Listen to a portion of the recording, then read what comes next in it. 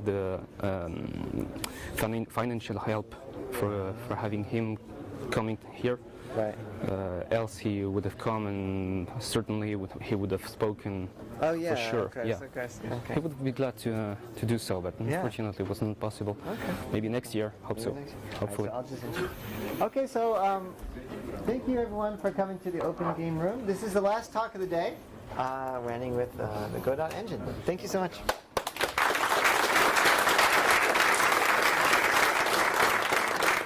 So hello everyone and welcome to this presentation where I will be talking today about Escoria framework, which is a libre point-and-click framework using Godot Engine that allows you to make adventure point-and-click games. So first of all, what is Escoria? Escoria is basically a set of tools and scripts built on top of Godot Engine. Godot Engine, I will be talking about it in the next slide. This framework aims at providing a basic workflow for a whole team to build an adventure graphic game based on top of it. To do so, it provides multiple tools such as the ESC scripting language that I will be talking a bit later too. And just know that it's meant to be a tool for either for teams to adapt and build on top of it, or for indie developers, indie and also alone. So what Escoria is not. First of all, it's not an all-in-one product, such as you can know with Visionaire or Adventure Game Studio, which is a complete solution that allows you to create such games. This is not exactly the idea. So it's not exactly a user-friendly product. You will have to adapt and know the framework, know Godot Engine, because you will be using Godot Engine extensively. It's also not a make-your-game without programming solution, so it's not like RPG Maker stuff that allows you to put your assets and just move them by clicking and dragging them the way you want. It's not exactly that. Godot Engine allows you to do so, but this is not exactly the purpose of Escoria framework. It's built on top of Godot Engine, which some of you may already know, and if not, you're welcome to our booth in the H building, which is a full-featured engine, 2D and 3D, that allows you to create your games.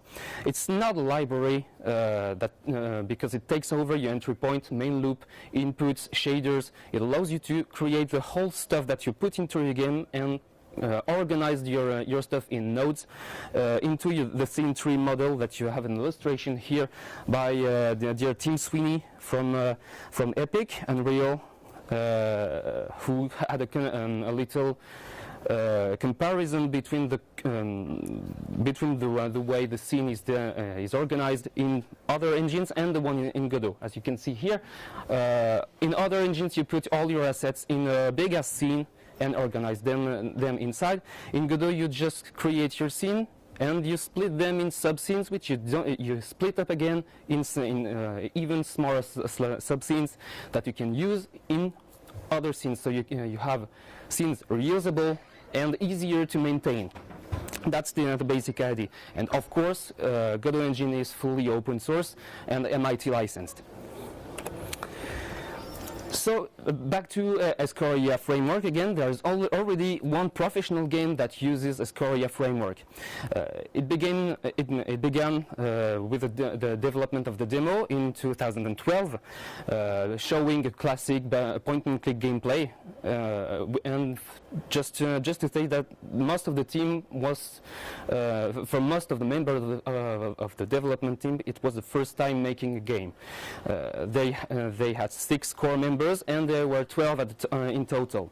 Finally, the game was kickstarted in November 2014, and it barely made at 30K. The game was finally published, and it's now shipped since about 1 year on Steam. Just a word about tools in game development. Every game, whatever the genre or the type, when it comes to a certain complexity, will have its custom tools. That's the case with adventure games, sorry. But when it comes to professional teams making a game, you generally distinguish 2 main groups of people. First, the artists, and then the game designers. So we need, in this case, a tool that allows both groups to work together. So we need a tool that allows specialization for the artists and for the game designers, and also assigning tasks away from the programmers. So you don't have bottlenecks, having programmers and artists or game designers needing some specific tools, waiting for the programmers to program them, and having to wait for the programmers to finish the job before they can at last starting to the work. So the programmers have to build the framework first, which is the purpose of Escoria. Programmers solve their problem with the code, and the code have bugs. So we want to avoid having to create code as much as possible during the game development process. Also, programmers are 25% more expensive according to Gamma Sutra, which means it may be interesting to avoid using them as much as possible. As an example, yeah. Dark Mendoza has 15k assets, which means there is a really need in this kind of game, adventure games, for artists to put their assets and creation in the game. So what artists need exactly? They need to be responsible for the creation of and the usage of their assets from the beginning, from the blank page to the ending game, until the game is completely finished. So yeah, they need to have the control of the use of their assets into the game engine. That's the purpose of Godot Engine, which allows that. They have no dependency on programmers, almost. In the case of video game artists, they are not simple artists on blank pages. They of course draw their images and textures and 3D models, but not just for the beauty of it. They have to use it in a video game. That's their medium. So they can express themselves on the medium of a video game. If they can, and if the environment allows them to do so, then you get a better product in the end. On the case of game designers, their needs is a bit unclear. They need to access the influence of the game logic, but not too much, because they will add much thing and even more, and the game development will never end.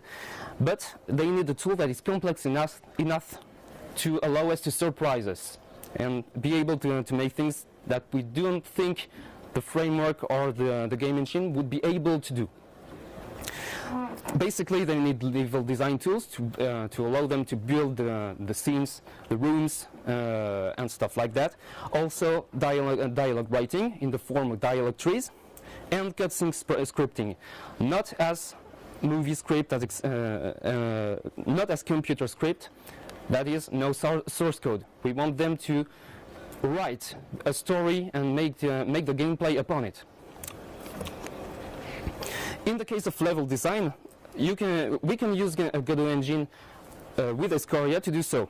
It's a bit similar to the artists because they can put the assets together to create and organize the elements of the map or the room by creating a technical specification and keep it flexible. The engine tools allow that. So they are forced to learn the tool, and it allows them later to keep the edit and test cycle very fast.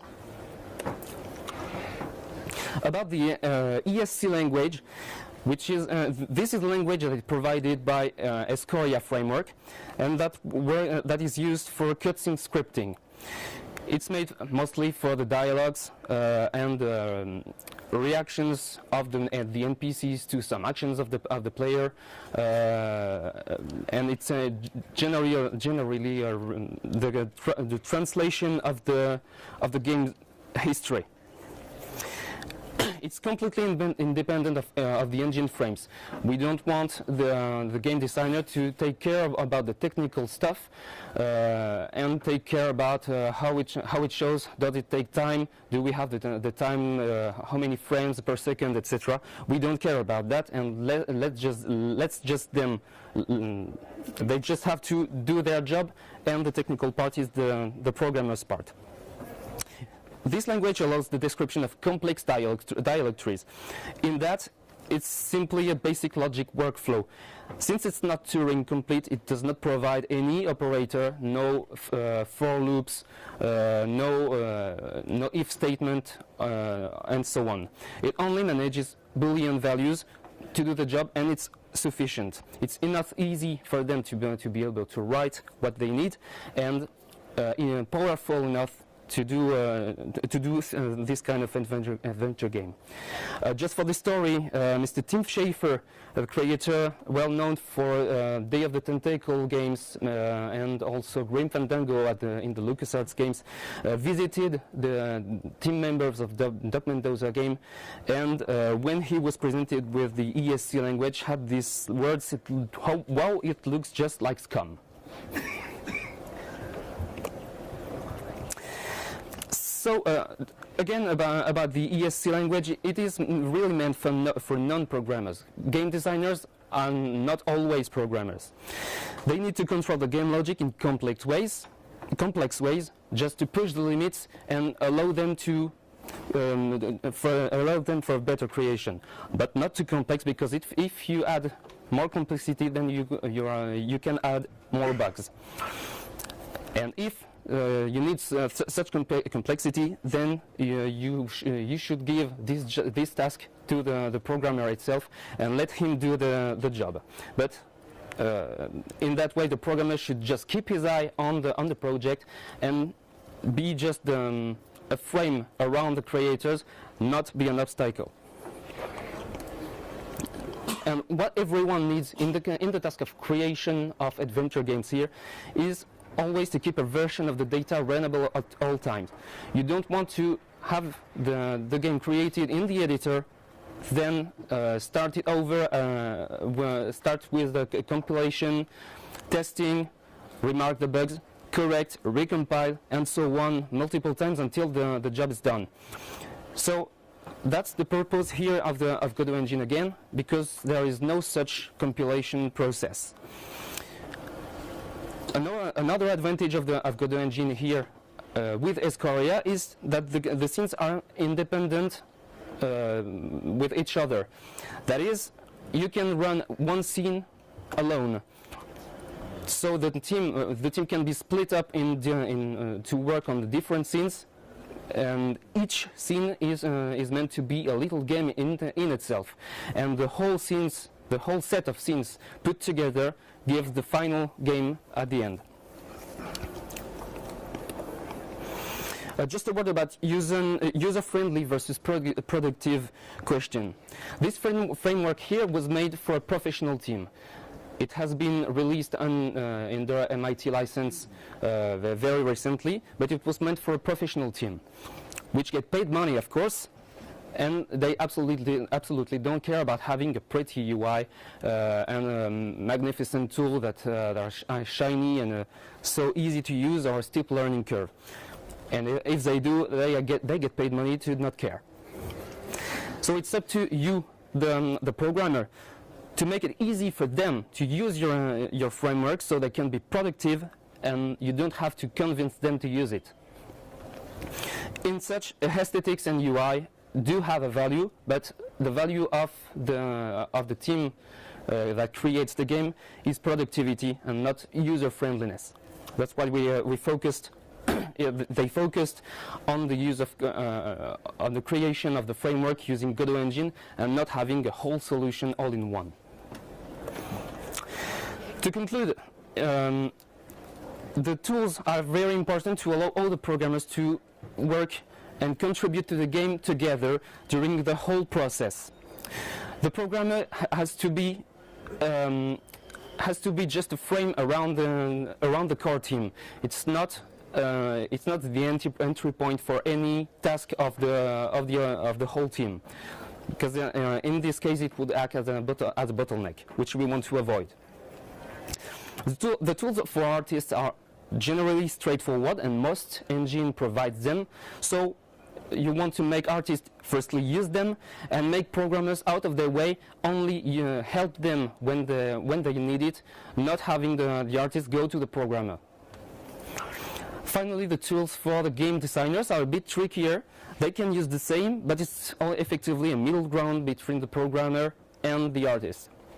So you have to find a good balance, and that's the idea between the use of Godot Engine. Thank you.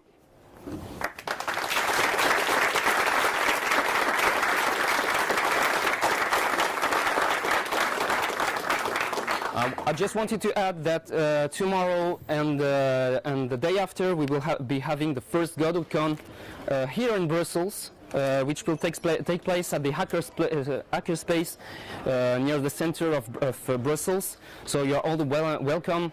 If you want to join us, we will be talking about Godot, add contributions, talk about the new documentation, crash courses maybe. It's so you are the welcome if you want. If you have any questions now.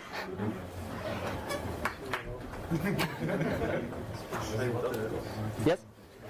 In a point and click game, the logic and interactions are very well defined.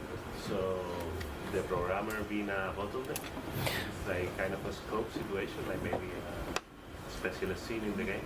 Well, you don't have to worry about the interaction, because they are all managed directly by the framework first. That goes into the Godot engine, which is the second layer.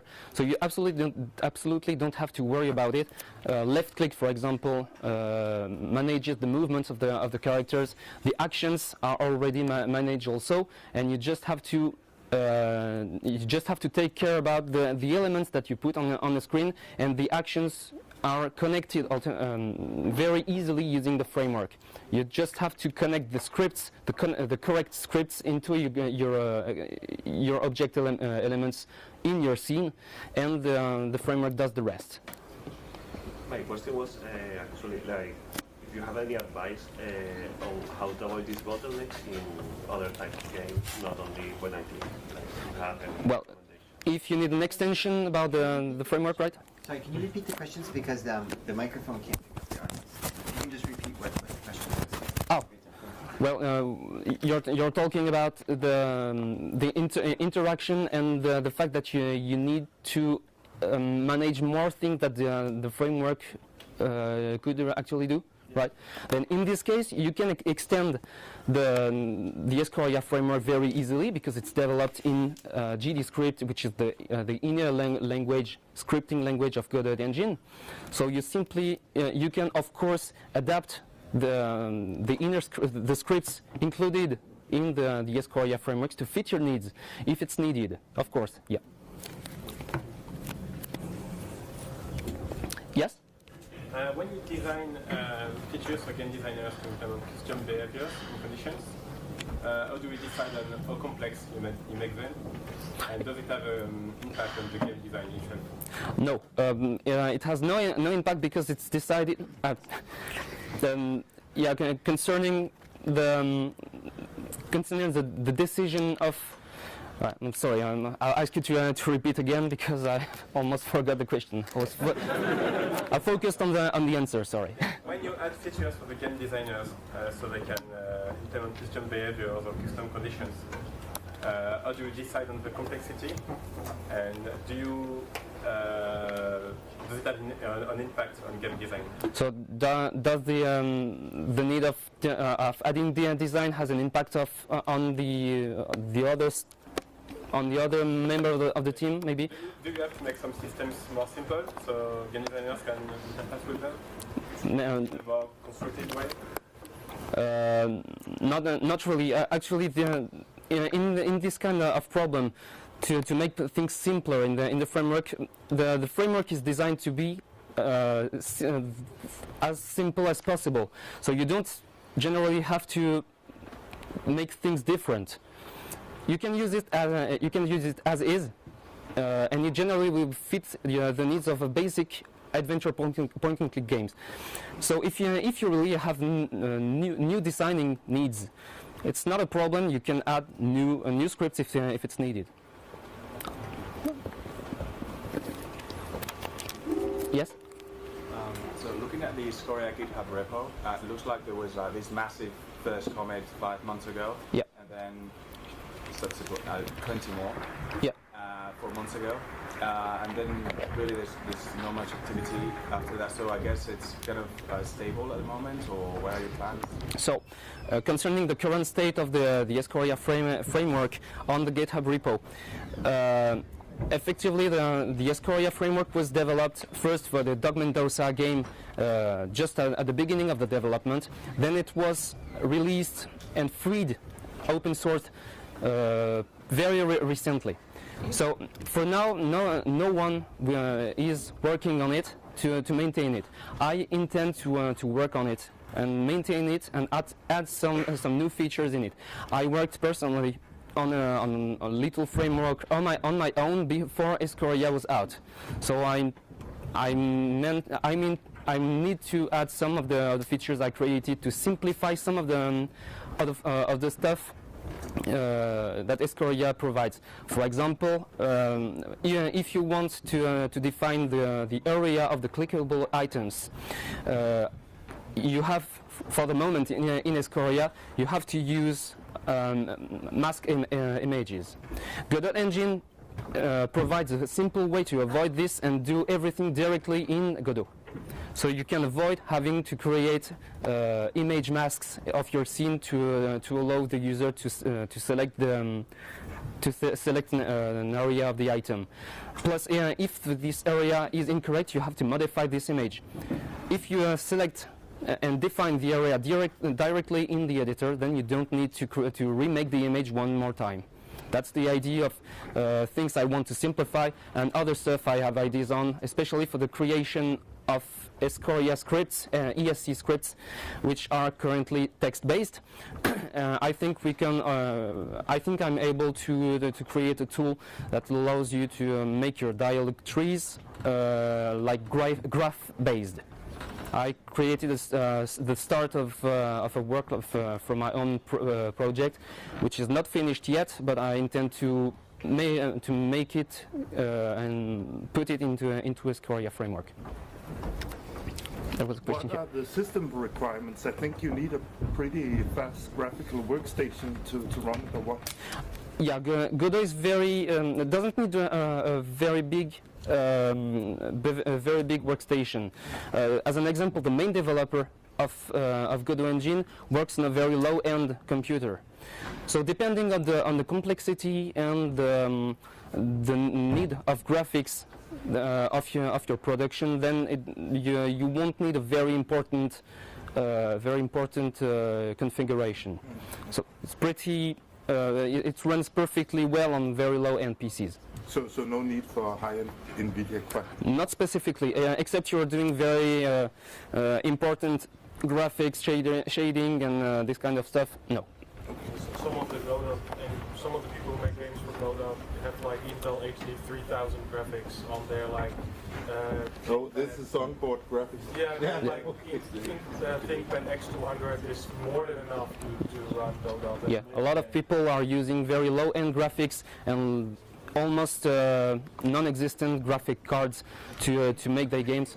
And yeah, simply Intel internal chipset works very well. Okay, that's accessible. Yes? So, in most, or in a lot of adventure games, you have a story that goes from point A to point B, and you have like just like a single ending, and not like branching paths. Yeah. Is this like supported in your framework, or? That's up to you. Okay. That's up to you because you are the game designer, so you have to design the game the way you want. That's the idea behind the ESC language that allows you to create multiple endings if you want, depending on the actions of the player.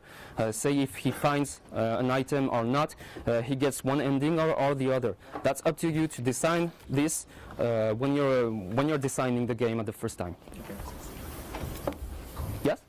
That means that if you have those tools in the engine, plus the ability to write some kind of branching scripts, you can do visual novels with. Yeah, you can do this kind of branching using the ESC language. Branching, like in certain games that came out very recently, and visual novels. It's absolutely possible to make with ESC language. Yes. Okay, guys, we're going to have to stop there. Thank you so much, and thanks for everyone.